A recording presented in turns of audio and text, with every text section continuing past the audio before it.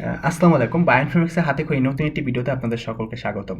আমার লাস্ট ভিডিওগুলোতে আপনাদের রেসপন্স আমাকে আসলে অনেক বেশি অনুপ্রাণিত করেছে এবং আশা করি এই অনুপ্রেরণা আমাকে সামনে ভিডিওগুলো তৈরি করতে অনেক বেশি হেল্প করবে। তো এর পাশাপাশি একটা অনেক ভালো আনন্দের বিষয় হলো যে খুব কম সময়ের মধ্যে আমার ইউটিউব চ্যানেলটি 300+ সাবস্ক্রাইবার হয়ে গেছে। তো এটা আসলে অনেক বড় একটা প্রাপ্তি আমার জন্য। কারণ খুব বেশি দিন হয়নি আমার ইউটিউব চ্যানেলটা খোলা হয়েছে এবং আমি খুব বেশি ভিডিও আপলোড করিনি। আর বাংলাদেশের প্রেক্ষাপটে 300 সাবস্ক্রাইবার বায়োমেট্রিক্স এটা খুব খারাপ না, অনেক ভালো আমার কাছে মনে হয়েছে। So thank you so much.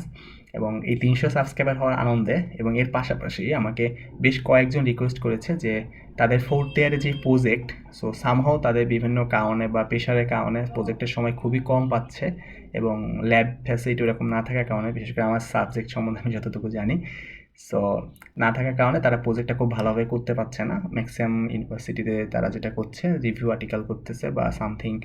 তো তাদের রিকোয়েস্ট যে একটা ছোটোখাটো প্রজেক্ট যেন আমি তাদেরকে দেখাই, যাতে করে তারা তাদের ফোর্থ ইয়ারের যে প্রজেক্টটা সেটা খুব ভালোভাবে করতে পারে এবং এর পাশাপাশি তাদের জন্য একটা রিসার্চ আর্টিকেল হয়। সো অ্যাকচুয়ালি আমি অনেক চেষ্টা করেছি, তো বাট এরকম কোনো মানে সত্যি কথা বলতে এরকম কোনো প্রজেক্ট পাওয়াটা আসলে অনেক বেশি টাফ। কম সময়ের মধ্যে, এত কম সময়ের মধ্যে একটা প্রজেক্ট করা এবং সেটা একটা রিসার্চ আর্টিকেল করা যাবে সেখান থেকে বা ফার্দার রিসার্চ পেপার পাবলিশ করা যাবে, তো এটি একটু টাফ আমার জন্য ছিল সত্যি কথা বলতে। সো বাট তারপর আমি চেষ্টা করেছি এবং দ্যাটস ওয়াই আমি আপনাদের জন্য একটা ছোট প্রজেক্ট আজকে আমি দেখাবো। এবং এই প্রজেক্টটা fully web server base. It means আপনারা চাইলে ওয়েবসাইট, জাস্ট একটা ল্যাপটপ যদি আপনাদের কাছে থাকে তাহলে আপনারা খুব সিম্পলভাবে এই কাজটা করে ফেলতে পারবেন এবং এখান থেকে একটা খুব ভালো মানের পাবলিকেশনও করতে পারবেন। Impact factor minimum 2 or 3 impact factor যে জার্নালগুলো আছে সেখানে কিন্তু পেপারটা সাবমিট করা যায়। আমি নিজেও, আমার একটা পেপার অন দ্য রিভিউতে আছে অলরেডি এই কাজটারই, কিন্তু সেখানে হয়তো আরও এক্সট্রা কিছু অ্যানালাইসিস ছিল, কিন্তু খুব স্বাভাবিক ব্যাপার। আমি খুব সিম্পল করার চেষ্টা করেছি এটা। সো দ্যাটস ওয়াই আমি সফটওয়্যার বা প্রোগ্রামিংয়ে যে ব্যাপারটা বা যে পার্টগুলো, যে অ্যানালিসিসগুলো, সেগুলো আমি এখানে স্কিপ করেছি।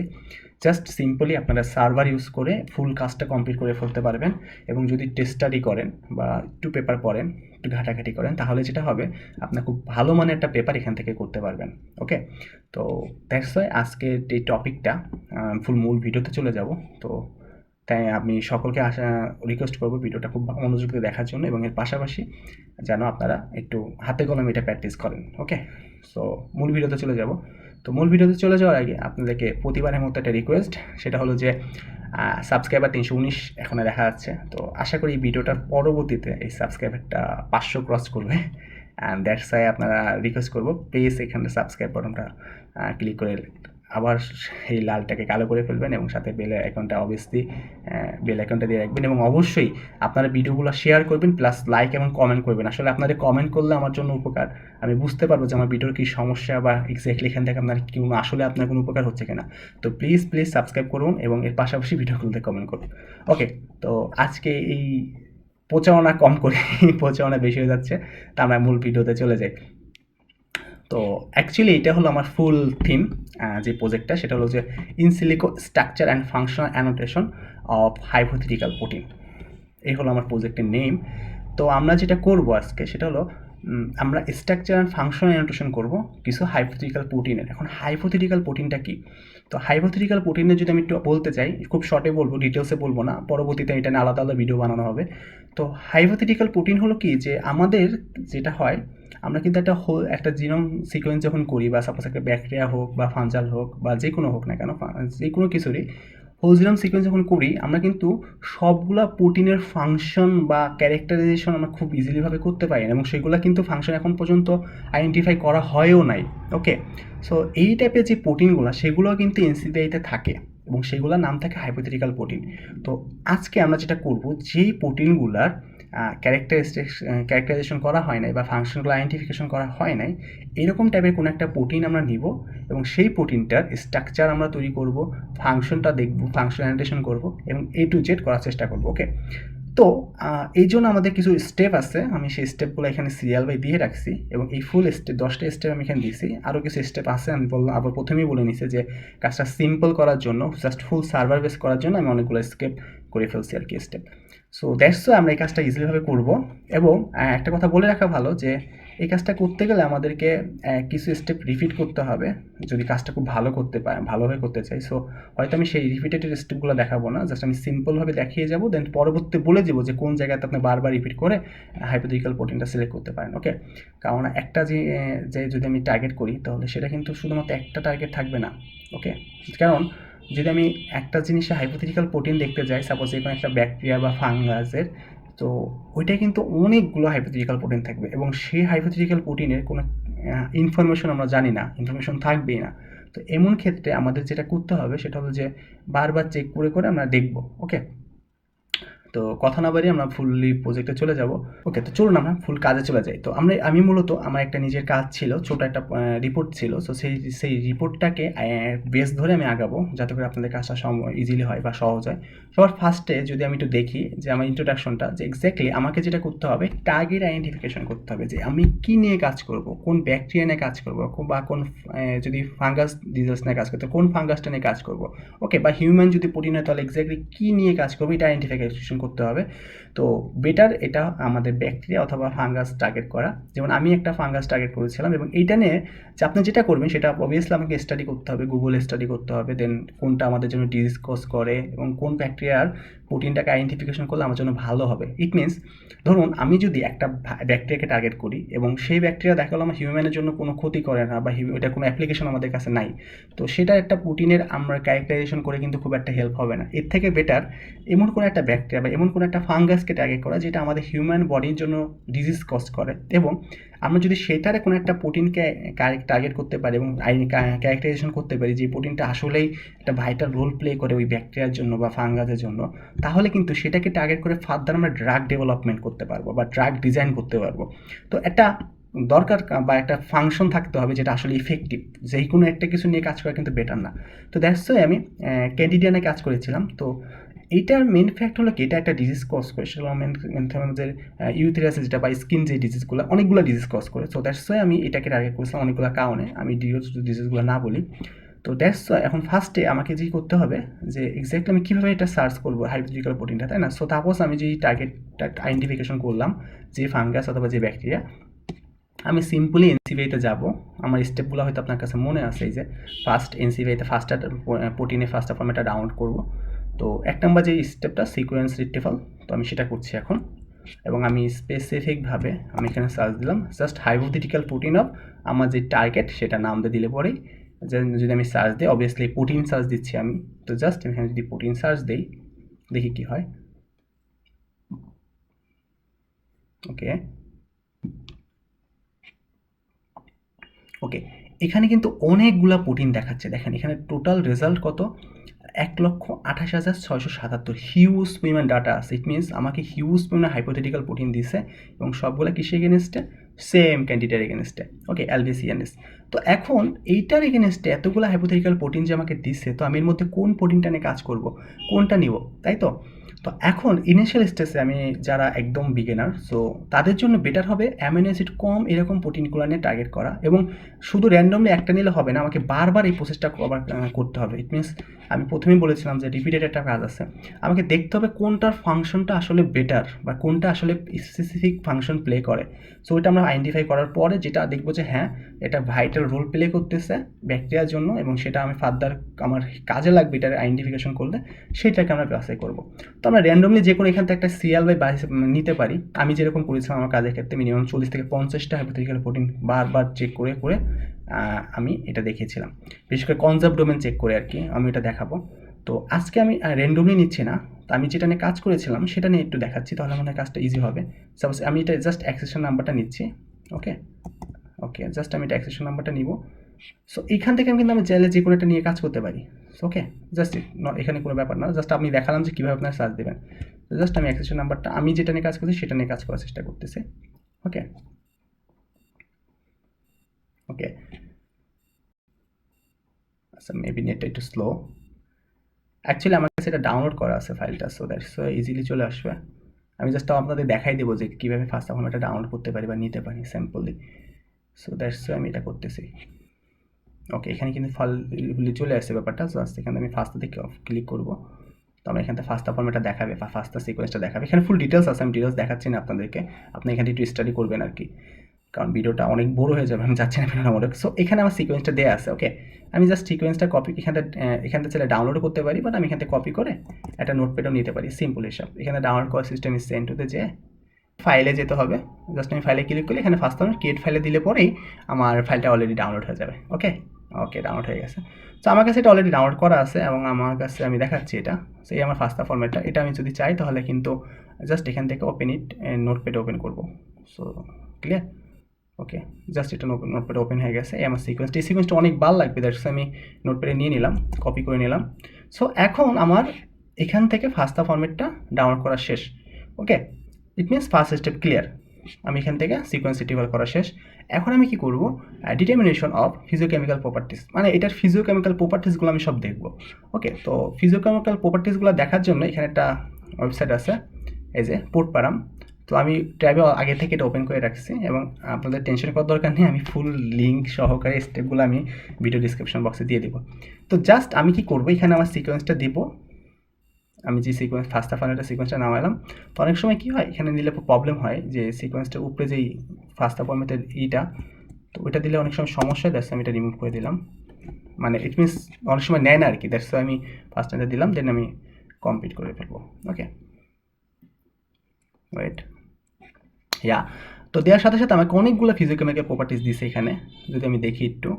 সো দেখেন এখানে নাম্বার অফ অ্যামিনো অ্যাসিড, আমার অ্যামিনো অ্যাসিড সিকোয়েন্স কতগুলো অ্যামিনো অ্যাসিড আছে, এটার মলিকুলার ওয়েট কত, এটার পিআই ভ্যালু কত, দেন এখানে অ্যামিনো অ্যাসিড কোনটা কত পার্সেন্ট কী পরিমাণে আছে এটা দেখাচ্ছে। তো এই প্যারামিটারগুলো সবই ইম্পর্টেন্ট, ম্যাক্সিমাম ইম্পর্টেন্ট। সো আমি এটা না ডিটেলস বলবো না, যেটা আমাদের দরকার সেটা হলো কি যে এস্টিমেট হাফ লাইফ, এটা দেখা, এটা ম্যান্ডেটরি। কারণ যদি আমি তার ইনভিট্রো এবং ইনভিভোতে এটা নিয়ে কাজ করতে চাই, সেই ক্ষেত্রে আমার এই হাফ লাইফটা দরকার। সো এটা 30 আওয়ার্স অ্যান্ড 20 আওয়ার্স, এটা অনেক বেটার, মানে মিনিমাম 10 আওয়ার্সের উপরে থাকা better. Then the instability index যেটা আছে সেটা দেখাচ্ছে 33.70। ইট মিনস এটা স্টাবল, নিচে অবশ্য বলে দেবে আপনাকে এটা প্রোটিনটা স্টাবল কিনা, বাট তারপরও এটা থ্রেশহোল্ড ভ্যালু হলো 40, মানে আমার যদি 40-এর নিচে থাকে তাহলে এটা স্টাবল থাকবে, 40 উপরে থাকলে স্টাবল দেখাবে না, নিচে লেখা থাকবে অবশ্য। এরপর অ্যালিফেটিক ইন্ডেক্স যত বেশি থাকবে সেটা বেটার। তো এখানে 96, এটাও হিউজ ভালো। অ্যান্ড গ্র্যাভি ভ্যালু একটা অনেক ইম্পর্টেন্ট জিনিস, এটা ডিপেন্ড করে যে এটা ওয়াটার সলিবল কি সলিবল না।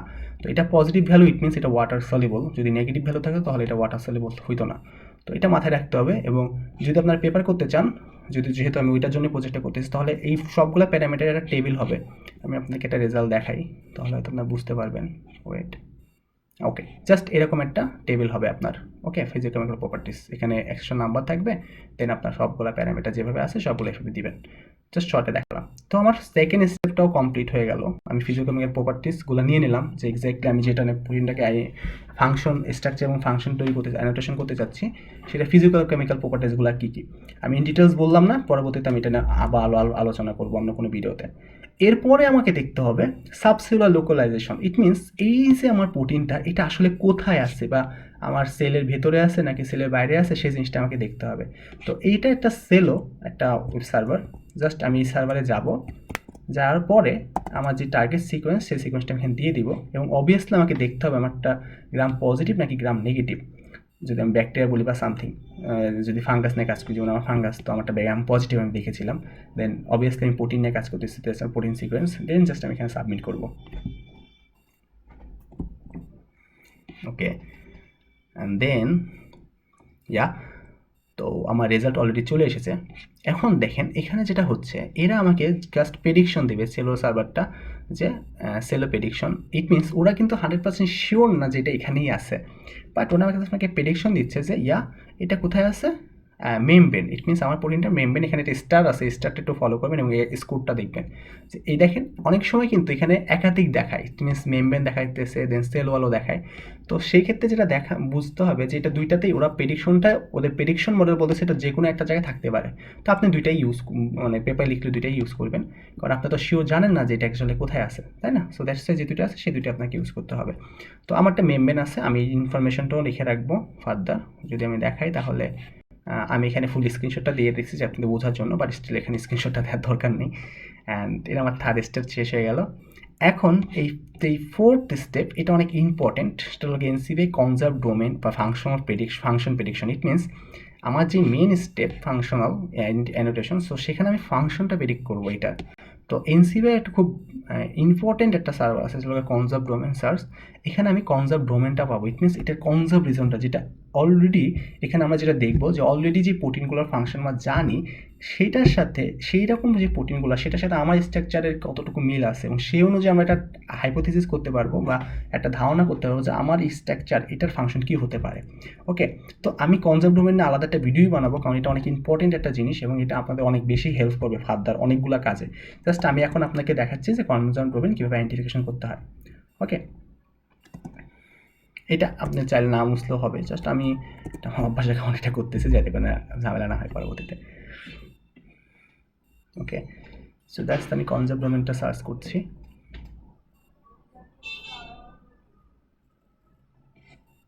ওয়েট, এটা আসবে। এইবার আমি বলছিলাম যে একটা রিপিটেড কাজ, এইখানে আপনার মেন কাজটা, এখানে আপনাদের মেন স্টেপটা এখানে এসে থামতে হবে। দেখুন আমার কিন্তু এখানে কনজার্ভ একটা দেখাচ্ছে, তো আমার যে মূল যে সিকোয়েন্স 206 এর most of the portion cover করে ফেলছে এটা। তো আমার যে কনজার্ভ ডোমেনটা দেখাচ্ছে সেটার নাম কি দিছে এখানে, এই যে proteasome sub unit beta type 3। It means এই স্ট্রাকচারের সাথে আমার এই কাজটা ডোমেন খুব পারফেক্টলি মিলতেছে এবং অনেকটা অপশন কিন্তু দিতেছে এবং এখানে অনেকগুলো অ্যাক্টিভ সাইডও আছে। তো আমাকে যেটা করতে হবে এটা সেটা হলো এই যে এখানে আমার ফুল যে স্ট্রাকচারটার সাথে আমারটা ম্যাচ করতেছে বা কনজার্ভ ডোমেন দেখাচ্ছে সেটার ফাংশন দেওয়া আছে যে প্রোটিওসোম বিটা টাইপ 3 এর ফাংশনটা আসলে কী এবং ই ভ্যালুটা কত। ই ভ্যালু অনেক বেশি ইম্পর্টেন্ট। আমরা যখন এনসিবিআইতে ব্লাস্ট করছিলাম সেখানে ই ভ্যালুটা অনেক ইম্পর্টেন্ট ছিল যে ই ভ্যালুর মান যত কম হবে তত বেশি এটা আইডেন্টিক্যাল হবে। তো এই ক্ষেত্রে আমার মানটা কম বেটার। সো দেখেন এখানে 1.96 ই মাইনাস 125 আছে, ইট মিনস 10 টু দি পাওয়ার বোঝাই দ্বারা। So 1.96 10 to the minus 125, it means অনেক বেশি আইডেন্টিক্যাল এটা মিন করতেছে। সো এখন আমাকে যেটা করতে হবে এই ফাংশনটা নিয়ে স্টাডি করতে হবে। ওকে, সাপোজ আমি দেখলাম যে এটার সাথে মিলতেছে, ওকে ফাইন, তাহলে প্রোটিওসোম সাব ইউনিট বিটা টাইপ 3 যেটা এটা আসলে কি রোল প্লে করে, তাই না? তো আমি এটা সিম্পলি উইকিপিডিয়াতে বা গুগলে সার্চ দিয়ে দেখবো যে এটার ফাংশনটা আসলে কী এবং ফাংশনটা আসলে ইম্পর্টেন্ট কি না, এটাতে ফার্দার কী কী হেল্প করতেছে বা ব্যাকটেরিয়ার জন্য কী কতটুকু হেল্পফুল বা মানুষের ক্ষেত্রে এটা কতটা আসলে কী ভূমিকা পালন করতেছে। তো ওভারঅল সব কিছু মিলিয়ে এইটার সাথে আমার যে ফাংশনটা আসতেছে সেটার সাথে আমার কনজার্ভ ডোমেনটা মিলতেছে কত যেটা, তো সেটা আমি এটা নিয়ে অ্যানালাইসিস করি। এটা নিয়ে বারবার স্টাডি করার ফলে আমি আমার এই যে হাইপোথেটিক্যাল যে প্রোটিন আমি যে সিরিজটা ছিল অনেক বিশাল সেখান থেকে আমি টার্গেট করি। উইচ মিনস এখানে আসার পরে যদি আমি দেখি যে না আমার কনজার্ভ ডোমেন খুব বেশি ভালো দেখাচ্ছে না বা এটা খুব একটা ইফেক্টিভ রোল নাই, তখন আমার ওই হাইপোথেটিক্যাল প্রোটিনটা নিয়ে কাজ করাটা হয়তো খুব একটা ইফেক্টিভ হবে না। দেন ফার্দার আমাকে আবার যেটা করা উচিত সেটা হলো যে হাইপোথেটিক্যাল প্রোটিনগুলো এখানে যতগুলো লিস্ট ছিল যে ব্যাকটেরিয়ার অন্য একটা নিয়ে সেম এই আমার এই প্যারামিটারগুলো দেখে আবার কনজার্ভ ডোমেন যেটা সেটা দেখা উচিত। তো এখান থেকে মূলত আমার কাজটা ইউনিকনেসটা বের হয়ে আসবে। তো আপনারা এখানে যেটা করতে পারেন বারবার হাইপোথেটিক্যাল প্রোটিনগুলো সিরিয়াল বাই বা র্যান্ডমলি নিয়ে দেখতে পারেন যে কোন যা কনজার্ভ ডোমেনটা বেটার আসতেছে, এটা অ্যানালাইসিস এটা আপনাকে স্টাডি করতে হবে। করার পরে যখন দেখেন হ্যাঁ আমি পারফেক্টলি কনজার্ভ ডোমেনটা পাইছি, ওকে দেন তাহলে আপনার সেই হাইপোথেটিক্যাল প্রোটিনটা নিয়ে নেক্সট স্টেপে যাবেন। তো সেই নেক্সট স্টেপটা কি, আমার ফাংশনাল প্রেডিকশন করা শেষ। এখন আমি যাব homology searching. It means protein blast করে দেখবো যে এটার সাথে আসলে সিমিলার সিকোয়েন্স কী কী আছে। ইট মিনস আমার যে সিকোয়েন্সটা এখন আমি প্রোটিন ব্লাস্ট করব, আমি যে প্রোটিনটাকে দেখতেছি টার্গেট করতেছি তো সেটার সাথে আর কোন কোন প্রোটিন সিমিলার আছে, কোন কোন প্রোটিনের সাথে এটা ম্যাচ করে। তো আমি জাস্ট ওইটা দেখবো এখন। তো এটার জন্য খুব সিম্পলি ব্লাস্ট টুলটা ইউজ করবে। আমি এখানে খুব একটা বেশি প্যারামিটার চেঞ্জ করব না, কারণ এটা আমার কাছে খুব ইফেক্টিভ বা স্পেসিফিক না, সরি। যেমন প্রাইমার ডিজাইনের ক্ষেত্রে কিন্তু আমরা অনেকগুলো প্যারামিটার কাজ করে নিয়ে চেঞ্জ করেছিলাম, অনেকগুলো প্যারামিটার এখানে অনেক ইম্পর্টেন্ট ছিল। তো এখানে জাস্ট আমি আপনাদের সিম্পলভাবে দেখানোর জন্য বলতেছি, জাস্ট আমি এখানে সিকোয়েন্সটা আমি জাস্ট আমার যে সিকোয়েন্সটা, সো সেই সিকোয়েন্সটা আমি জাস্ট এখানে আপলোড করে দেবো। এখানে একটু টাইম লাগবে, সো দ্যাটস ওয়াই আমি চাচ্ছি না ভিডিও ডিউরেশন বাড়বে। সো দ্যাটস আমার রেজাল্ট আমি আপনাদেরকে শো করবো এক্স্যাক্টলি কী হবে। সো এখানে এনআরএ রাখবো, নন রিডাক্টেন্ট প্রোটিন। এটা আমি পূর্বে প্রাইমার ডিজাইনের সময় বলছিলাম যে কেন আমি এটা এনআর রাখবো, সো এটা আমি এখন ডিটেলস বলছি না, আশা করি আপনারা বুঝতেছেন। দেন আমি এখানে জাস্ট ব্লাস্ট ক্লিক করব। ওকে, সো এটা ব্লাস্ট করে আমাকে একটা হোমোলজি মডেলিং দিবে, এটার সাথে সিমিলার এক্স্যাক্টলি কী কী আছে। তো এইটা একটু টাইম নেবে। তো এই টাইম নেওয়ার সুবাদে আমরা অন্য কাজগুলো করতে পারি, অন্য স্টেপগুলো যেখানে আমরা যতটুকু আগানো যেতে পারি। সো এই যে আসলে 5 এবং 6 এই দুটো স্টেপ 5, 6, 7 এই তিনটা একটার সাথে একটা রিলেটেড। ইট মিনস হোমোলজি সার্চিং করার পরে আমার যে সিকোয়েন্সগুলো আসবে যে এটার সাথে সিমিলার, সেইগুলো নিয়ে আমি অ্যালাইনমেন্ট করব, দেন আমি ফাইলোজেনেটিক ট্রি প্রেডিকশন করব। ওকে, সো হোমোলজি সার্চিং এটা আসতে থাকুক এবং ততক্ষণ পর্যন্ত এটা আসতে একটু টাইম লাগবে। সো এটার দেখতে কীরকম হবে আমি একটু দেখাই দিই আপনাদের, তাহলে হয়তো বেশি ইজি হবে। সো এটা রেজাল্টটা আমি একটু দেখা দিচ্ছি আপনাদেরকে। ওয়েট, এটা আসতে টাইম লাগবে, সো দ্যাটস আমি একটু এটা ক্যান্সেল করে দিই, কারণ তাহলে আমি ভিডিও দেখাতে পারবো না আসলে পিসিটি নেট স্লো থাকার কারণে। ওয়েট, ওকে, এটা রেজাল্ট অন কাইন্ড অফ এরকম আসবে হোমোলজি সার্চিংয়ের রেজাল্ট। এখান থেকে আমি ফার্স্ট টপ 10 অর টপ 100 নিতে পারি। আমি যেমন সব টপ 10 নিয়েছিলাম, টপ 10 সিকোয়েন্স আমি ডাউনলোড করব একসাথে। ওকে, এখান থেকে আমি ইজিলিভাবে এটা ডাউনলোড করতে পারি। সিলেক্ট 10 দিয়ে জাস্ট ডাউনলোড ক্লিক করলে ডাউনলোড চলে আসবে এখান থেকে। তো এখান থেকে আমি 10টা সিকোয়েন্স ডাউনলোড করার পরে আমি কি করব, সিম্পলি ওইগুলা ফাইলটা দেখতে কেমন হবে আমাকে একটু দেখাই। ওয়েট, সেটা হলো এই যে, বা আমি ওখান থেকে একটা একটা করে ফার্স্টটা সিকোয়েন্সও ডাউনলোড করে নিতে পারি। তো জাস্ট আমার এরকম একটা ফাইল চলে আসবে এবং এখানে ফার্স্টটা কিন্তু আমার যে সিকোয়েন্সটা সেটা। ওকে, অ্যান্ড তারপরেগুলো আমি 10টা নিয়েছিলাম, তো সবগুলো আমি এখানে জাস্ট কপি করব, জাস্ট একটার পর একটা। আমি আর একটু দেখিয়ে দিই এটা, ওয়েট, বড় করে, কারণ এখানে আপনার ঝামেলা হতে পারে। এখানে কিন্তু যদি আপনি ম্যানুয়ালি করতে পারেন, জাস্ট একটা সিকোয়েন্স শেষ হবে, ঠিক তার পরের লাইনে, এই যে ঠিক তার পরের লাইনে আরেকটা সিকোয়েন্স, এইভাবে জাস্ট আমি একটার পর একটা বসাবো। এটা খুব কঠিন কিছু হবে না আশা করি। দেন আমি এই সবগুলা সিকোয়েন্স, ইট মিনস যতগুলো আমার হোমোলজি মডেলিং দেখাইছে আমার প্রোটিনের সাথে, আমি সবগুলো একসাথে কপি করব। কপি করার পরে আমি আমার ক্লাস্টার করতে যাব। আসলে এটা একটু প্রবলেম করতেছে কারণ স্লো। তো দেন ক্লাস্টার ওমেগাতে, এটা খুব ইন্টারেস্টিং একটা সার্ভার। এই কাজটা আমরা টুল সফটওয়্যারের মাধ্যমে আরও সুন্দরভাবে করতে পারি। সো বাট স্টিল আপনাদের জন্য যারা একদমই করতে চাচ্ছেন না বা একদমই নতুন, আমি এটা অফি করে একদমই নতুন, তাদের জন্য এটা অনেক ইন্টারেস্টিং বা এবং হেল্পফুল হবে। জাস্ট আমি এখানে সিকোয়েন্সগুলো সব পেস্ট করে দিব যেগুলো আমার ছিল। ওকে, দেন আমি যদি এখানে জাস্ট সাবমিটে ক্লিক করি, দেখুন হয়, তো অলরেডি ও আমাকে এই দুইটা স্টেপ করে দেবে। এই যে এক হলো আমার মাল্টিপল সিকোয়েন্স অ্যালাইনমেন্ট করে দিবে, মিনস আমার যতগুলো সিকোয়েন্স সবগুলো একটা অ্যালাইনমেন্ট দেখাবে যে কোথায় কোথায় চেঞ্জ আছে, এবং পাশাপাশি আমার ফাইলোজেনিক ট্রি প্রেডিকশনটাও এখান থেকে আমি পেয়ে যাব। ওকে, ওকে, সো পাশাপাশি আমি দেখাই দিচ্ছি এটা রেজাল্ট আসলে কেমন হবে। ওকে, মাল্টিপল সিকোয়েন্সের রেজাল্টটা অন কাইন্ড এরকম টাইপের হবে এবং ফাইলোজেনিক ট্রি রেজাল্টটা এরকম হবে। আমি দেখবো এই জিনিসটা যদি স্লো করি একটু, ইয়া, তো দেখি এটা আসে কিনা। ওকে, চলে আসছে। এখান থেকে দেখেন, এখানে কিন্তু কোনো কালার নেই, কিন্তু আমার তো ছবিতে কালার ছিল। জাস্ট সিম্পল এখান থেকে শো কালার দিলে আমাকে এই কালারে দেখাবে যে এখানে অ্যালাইনমেন্টের স্কোর কি, কোথায় কোথায় ম্যাচ আছে, কোথায় ম্যাচ নাই, বা কোথায় কোথায় গ্যাপ আছে। তো এই জিনিসটা এখান থেকে আমরা ইজিলি দেখতে পারবো যে কোথায় কোথায় ম্যাচ ইন ম্যাচ আছে, দেখা যাচ্ছে এখান থেকে। সাপোজ আমার যে মেন সিকোয়েন্স, যদি আমি দেখি একটু জুম আউট করি, আমার মেন সিকোয়েন্স তো এটা ছিল, তাই না? তো এটার সাথে যদি আমি দেখি, তো এটার সাথে এক্স্যাক্টলি কোথায়, যদি এখানে একটা মিসম্যাচ আছে, তো কার সাথে মিসম্যাচ, এটার সাথে, এখানে যে এটার সাথে মিসম্যাচ আছে, তাই না? তো এই যে আমার অ্যালাইনমেন্ট করলাম, অ্যালাইনমেন্ট করার পরে দেন আমি এখন গাইড ট্রিটা দেখবো বা ফাইলোজেনিক ট্রি, দুইটাই দেখতে পারি, সিম্পল জিনিস। তো এখান থেকে আমি ট্রিটা দেখবো, দেখি এই যে। সো এইখান থেকে আমার এটার সাথে দেখাচ্ছে কোনটা, XP71676110, যেটা এটা সবচেয়ে মিল দেখাচ্ছে। তো এটা আসলে কি, এটা যদি আমি একটু দেখি, অবভিয়াসলি এটা আছে কনজার্ভ ডোমেন, সেটাই থাকবে। ওটা ছিল আমার XP711167, তাই তো? XP7, ওকে, মেবি উপরে আছে, এই তো, এইটা, এই দেখেন এখানে কিন্তু পোটিউসম কোর প্যাট্রিক সাবইউনিট বিটা 3 দেখাচ্ছে, তাই না? সেম, ইট মিনস এটার সাথে এটার কনজার্ভ ডোমেন খুব কিন্তু মিল আছে। ইট মিনস আমারটা সিমিলার ব্যাকটেরিয়া, সিমিলার ফাঞ্জার ক্ষেত্রে আমি দেখতেছি, এবং এটার সাথে প্রোটিনটার মিল যেহেতু আছে, ইট মিনস এটার ফাংশন অনেকটা মিলবে। সো এটা একটা প্রেডিকশন আমরা দেখাইতে পারলাম। দেন এরপরে আমরা যেটা করব, যেহেতু আমাদের হোমোলজি সার্চিংও শেষ, মাল্টিপল সিকোয়েন্স অ্যালাইনমেন্ট শেষ, ফাইলোজেনিক ট্রিও কানেকশন করা শেষ, এখন আমরা যেটা করব সেটা হলো যে সেকেন্ড স্ট্রাকচার প্রেডিকশন করব। তো সেকেন্ড স্ট্রাকচার প্রেডিকশনে দুইটা সার্ভার আছে, আমরা দুইটা আলাদা কাজে ব্যবহার করা হয়। ওকে, তো এটা প্রেসপেড এবং একটা সম্পা। তো এক এক করে আমরা দেখি কি করা যায়। তো প্রেসপেড যে সার্ভারটা, সেখানে আমি কি করব, সিম্পলি এই আমার সার্ভারটা এখানে খেয়াল করে দেখতে হবে যে এখানে আমার টিক চিহ্ন দেওয়া আছে কিনা আদৌ, কারণ আমি সেকেন্ডারি স্ট্রাকচার প্রেডিকশন করতেছি, অন্যগুলো আমার টিক চিহ্ন দেওয়ার দরকার নেই, জাস্ট আমি এখানে সেকেন্ডারি স্ট্রাকচার প্রেডিকশন করবো। তো দ্যাটস আমার সিকোয়েন্সটা এখানে পেস্ট করবো, আমার যে এখানে যে সিকোয়েন্সটা ছিল আমার যে টার্গেট হ্যাবিটিক্যাল প্রোটিনের সিকোয়েন্স, তো সেটা পেস্ট করার পরে জাস্ট আমি এখানে সাবমিট ক্লিক করবো। ওকে, ওকে, একটা নাম দিতে বলছে যে সাবমিট করলাম। এখন এটা আসতে একটু টাইম লাগে, সো দ্যাটস ওয়াই আমার রেজাল্ট একটু আগে বের করা আছে। রেজাল্ট এক্স্যাক্টলি এরকম হবে, আমি দেখাচ্ছি এটা। আচ্ছা, এটা হবে এরকম হবে। সো এটা আসতে টাইম লাগবে, আমি এটা ক্যান্সেল করে জাস্ট আমি এটা দেখাচ্ছি, কারণ ফার্দার একটু টাইম লাগবে। সো দ্যাটস যেন এটা না হয় আর কি, ফাস্ট করা যায়। ওকে, সো সেকেন্ড ইনস্ট্রাকশন মূলত এরকম হবে, আমি চাইলে এখান থেকে জিপিজি ইমেজটা ডাউনলোড করে পিএনজি ইমেজটা ডাউনলোড করে নিতে পারি।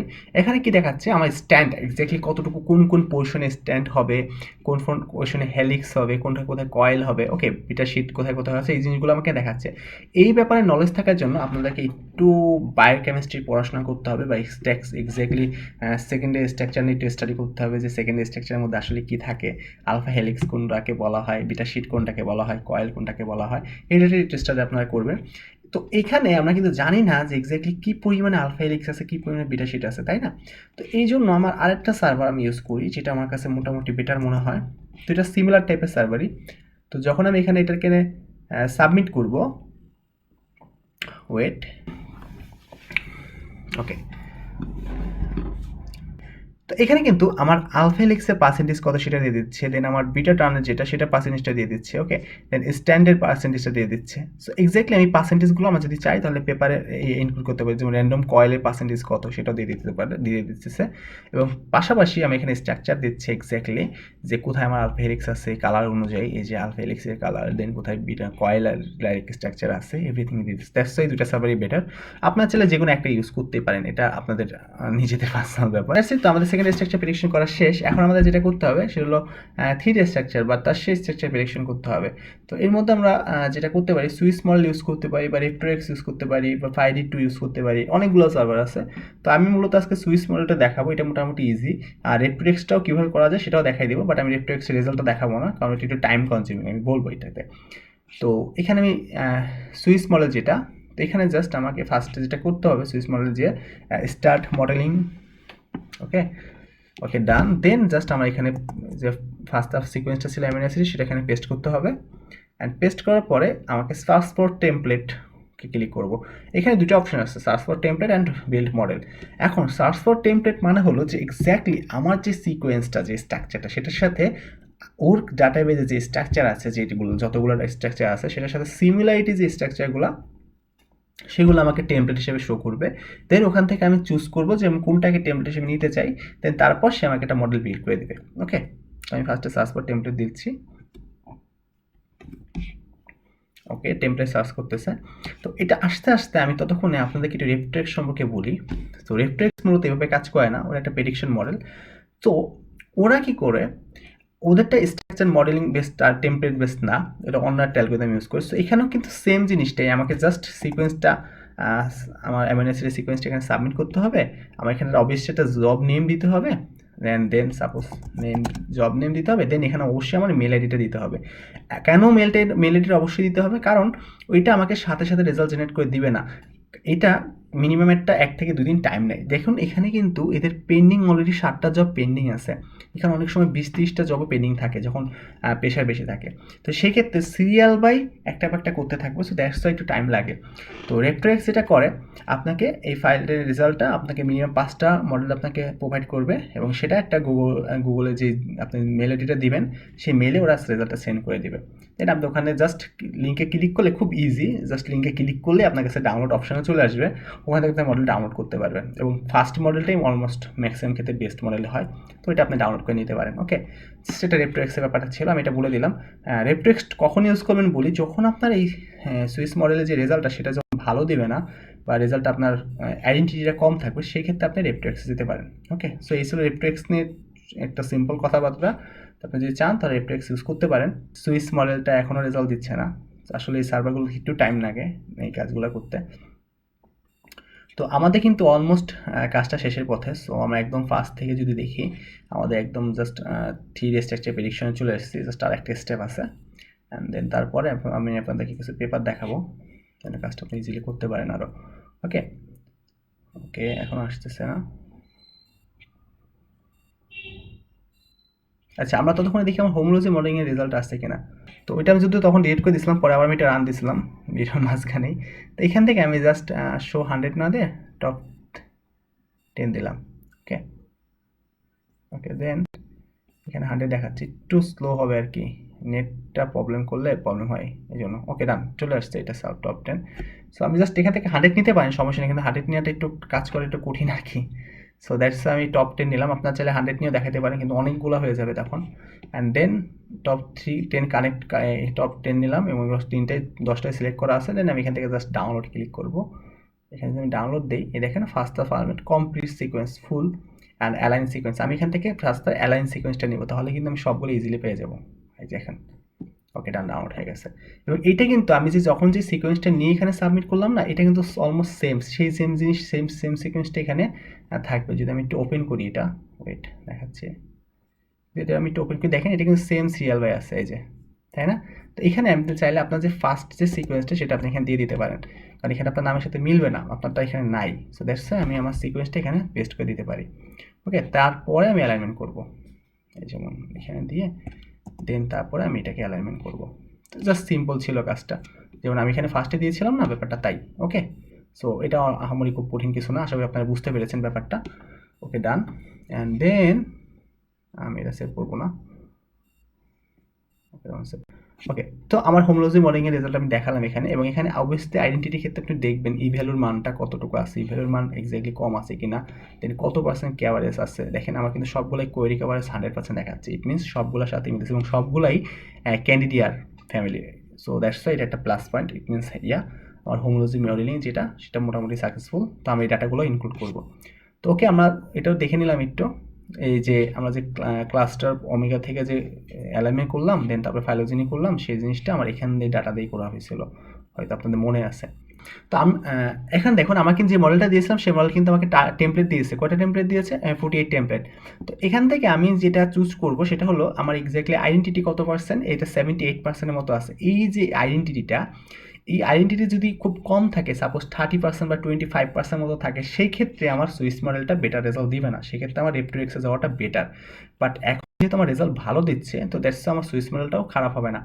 এখন এখান থেকে আমি টেমপ্লেট সিলেক্ট করতে পারি, যেমন আমি টেমপ্লেটটা নিচ্ছি না, আমি এক্সরে রেজাল্টটা ভালো হয়, জাস্ট আমি এক্সরেটা নিব। আপনি চাইলে ওটাও নিতে পারেন, সমস্যা নেই, কারণ এগুলো অলমোস্ট সিমিলার টাইপের রেজাল্ট দেবে।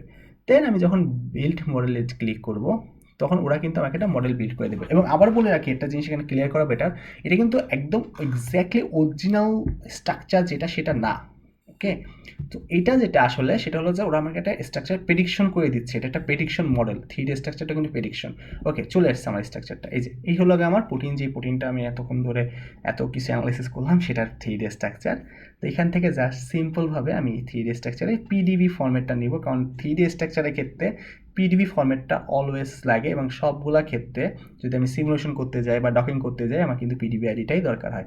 আপনাদের মনে আছে কিনা যায় না, আমার যখন মাল্টিপল ডকিং করছিলাম, মাল্টিপল প্রোটিনের লিগেন্ডের সাথে প্রোটিন ডকিং, সেক্ষেত্রে কিন্তু আমি পিডিবি আইডিটাই ডাউনলোড করছিলাম, তাই না, লাস্ট যে ভিডিওগুলোতে।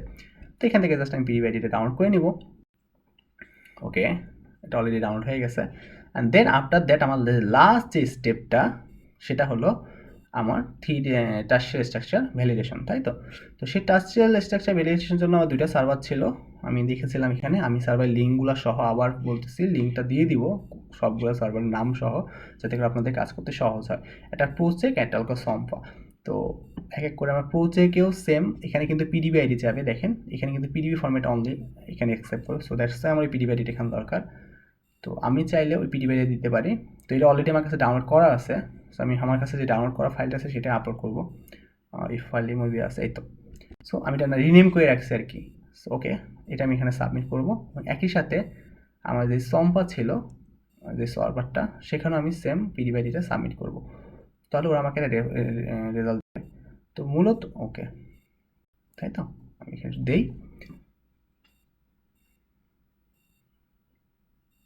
অ্যাকচুয়ালি সার্ভার ইউজ করার ক্ষেত্রে একটা সমস্যা হয়, ম্যাক্সিমাম ক্ষেত্রে যেটা হয়, ম্যাক্সিমাম ক্ষেত্রে সার্ভারগুলো কিছু সময় পর পর ডাউন থাকে। সো সার্ভার ডাউন থাকলে আমার কাজটা করা হয় না, কিন্তু এই প্রবলেমগুলো কিন্তু আমি যখন ম্যানুয়াল কোনো সফটওয়্যার বা প্রোগ্রামিং ল্যাঙ্গুয়েজ দিয়ে করবো, তখন কিন্তু সমস্যাটা হয় না। সো এটা একটা প্লাস পয়েন্ট, বাট যেহেতু যারা নতুন আপনারা তাদের কিন্তু জন্য এটা অনেক বড় একটা অপরচুনিটি আসলে, যেন আপনারা ফুল সার্ভারে কাজটা করে ফেলতে পারতেছেন। আপনাদের কোনো টুলসের দরকার হচ্ছে না আলাদা, কোনো প্রোগ্রামিং ল্যাঙ্গুয়েজ জানতে হচ্ছে না, কোনো এর কাজ নাই, বা ম্যাক্সিমাম ক্ষেত্রে এখানে আমরা লিনাক্স ইউজ করতে পারতাম কিছু কাজের ক্ষেত্রে, সেটা নাই। তো এটা একটা প্লাস পয়েন্ট। তো এখানে যে আমি যেটা করলাম, জাস্ট আমি স্ট্রাকচারটা দিলাম, স্টার্ট দিলাম, যাতে করে আমার রামাচন্দ্র প্লটটা ক্রিয়েট করে এখানে। তো দ্যাটস ইট, কারণ আমরা রামাচন্দ্র প্লটের মাধ্যমে দেখবো যে আমার স্ট্রাকচারটা আসলে অবস্থাটা কী। যেমন রামাচন্দ্র প্লট নিয়ে ডিটেলস বলতে গেলে আমার ফুল ভিডিওটা অনেক বেশি লেন্দি হয়ে যাবে। আপনারা হয়তো বুঝবেন ব্যাপারটা, কেন আমি সব ডিটেলস বলছি না, কারণ এবং এগুলো নিয়ে পরবর্তীতে আলাদা আমি ভিডিও বানানোর প্ল্যান আছে, ফুল সিরিজ ভিডিও বানাবো। তো আমরা দেখি প্রজেক্টের রেজাল্ট একটু দেখি। এখানে প্রজেক্টটা ছিল, প্রজেক্টের রেজাল্টটা কী দেয়, অ্যান্ড দেন আই থিঙ্ক সম্পা রেজাল্ট চলে আসছে। ওকে, তো সম্পা মূলত কী করে, আমাদের এই যে স্ট্রাকচারটা, এটার কোয়ালিটিটা চেক করে যে এক্স্যাক্টলি মডেলের কোয়ালিটি কীরকম, ওভারঅল কোয়ালিটি কীরকম। সো সেই ওভারঅল কোয়ালিটি দেখার ক্ষেত্রে ওরা জেড স্কোরটাকে কাউন্ট করে। সো এই জেড স্কোরটা তো একটা ওদের একটা optimum score. So X-ray and এখানে এনএমআরের যেই পার্টটা, এই যে ডার্ক পোর্শনটা দেখাচ্ছে, এইটার মধ্যে যদি আমার এই কালো পয়েন্টটা যত ভিতরে থাকবে, আমার স্ট্রাকচারটা কোয়ালিটি তত ভালো, এবং এখানে মানটা মাইনাসের দিকে যত বেশি যাবে। তো ওভারঅল মূল্য আমার একদম কোনায় আছে, বাট স্টিল এটাকে আমরা মোটামুটি কাউন্ট করতে পারি, কারণ এটা মোটামুটি ভালো, একদম বাইরে চলে যায় নাই। তো দ্যাটস ওয়াই জেড স্কোরটা এখানে ফ্যাক্ট। আবার বলতেছি জেড স্কোরটা অলওয়েজ চেষ্টা করা উচিত যে -5 উপরে রাখার জন্য। সো কারণ যাতে করে এটার রেজাল্টটা -7 উপরে থাকলে এটা এই রিজনের মধ্যেই থাকবে। ওকে, তো আমরা একটু রামাচন্দ্র প্লটটা দেখবো, এটা মোস্ট ইম্পর্টেন্ট। তো এখানে চলে আসছে। সো ওকে, এই অল রামাচন্দ্রন অ্যান্ড রামাচন্দ্রন প্লট, এই রামাচন্দ্রন প্লটে যদি আমি ক্লিক করি তাহলে আমাকে রামাচন্দ্রন প্লটটা দেখাবে। ওকে, রামাচন্দ্রন প্লট চলে আসছে। এখন এই রামাচন্দ্রন প্লট বোঝার ক্ষেত্রে আমাদেরকে অনেকগুলো বিষয় জানতে হবে। সো বাট আমি জাস্ট সিম্পলভাবে বলি এই প্লটে যারা একদম বিগিনার তাদের জন্য, সেটা হলো এই যে আমাদের ফেভারেবল যে রিজনটা, মানে এক্সাক্ট এই লাল যে বৃত্তগুলো দেখাচ্ছে, এটার মধ্যে যত আমার পয়েন্টগুলো বেশি থাকবে সেটার স্ট্রাকচার তত ভালো। যেমন এই যে রামাচন্দ্রন প্লটের মোস্ট ফেভারেবল রিজনে আমার আছে কত, 88.9%। এটা 90% উপরে থাকলে অনেক ভালো হয়, এবং আমার যে এই রিজনের বাইরে আছে কত পার্সেন্ট সেটা আমায় দেখতে হবে। সো এটার বাইরে অল্টারনেটিভ রিজোর্টে আছে আমার 26%। সো এই পার্সেন্টটা যদি 90% উপরে থাকে, সেই ক্ষেত্রে আমার এই স্ট্রাকচারটা মোটামুটি ভালো, যদি বেসিকভাবে বলি। বাট আরও রামাচন্দ্র প্লট নিয়ে আপনারা স্টাডি করলে ব্যাপারটা বুঝতে পারবেন।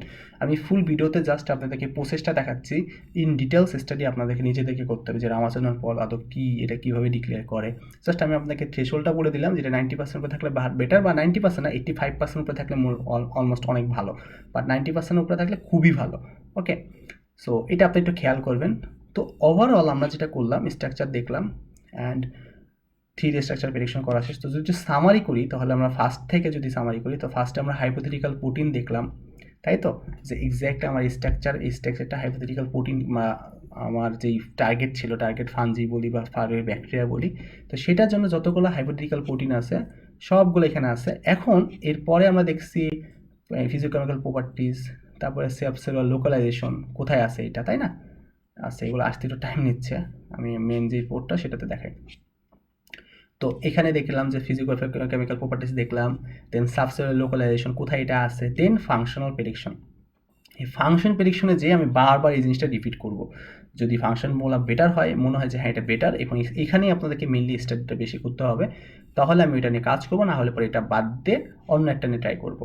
ওকে, দেন আমি হোমোলজি সার্চিং করবো, এটা প্রোটিন ব্লাস্টের মতো, এটা খুব ইজি, আপনারা পারবেন। দেন ওই যে ব্লাস্টের রেজাল্ট আসলো সেখান থেকে আমরা টপ 10 বা টপ 100 নিয়ে আমরা অ্যালাইনমেন্ট করবো, অ্যালাইনমেন্ট রেজাল্ট পাবো, দেন ফাইলোজেনিক ট্রি প্রেডিকশন করবো ওখান থেকে। দেন আমরা করবো সেকেন্ডারি স্ট্রাকচার প্রেডিকশন, যে সেকেন্ডারি স্ট্রাকচার আদৌ কী ছিল, তারপরে টার্সিয়ারি স্ট্রাকচার প্রেডিকশন করবো, অ্যান্ড দেন আমি সেই টার্সিয়ারি স্ট্রাকচারটা কীরকম, আমার স্ট্রাকচারটা ভালো কিনা, মডেলটা আসলে কতটুকু ভালো সেটা চেক করবো প্রোচেক এবং সম্পা দিয়ে। এই ছিল আমার full in silico structure and functional annotation of hypothetical protein. Okay, তো এই ব্যাপারটা ছিল ফুল মেন প্রজেক্ট, এবং যদি আমি জাস্ট আমার রিপোর্ট একটু দেখাই তাহলে আপনাদের ক্লিয়ার হবে।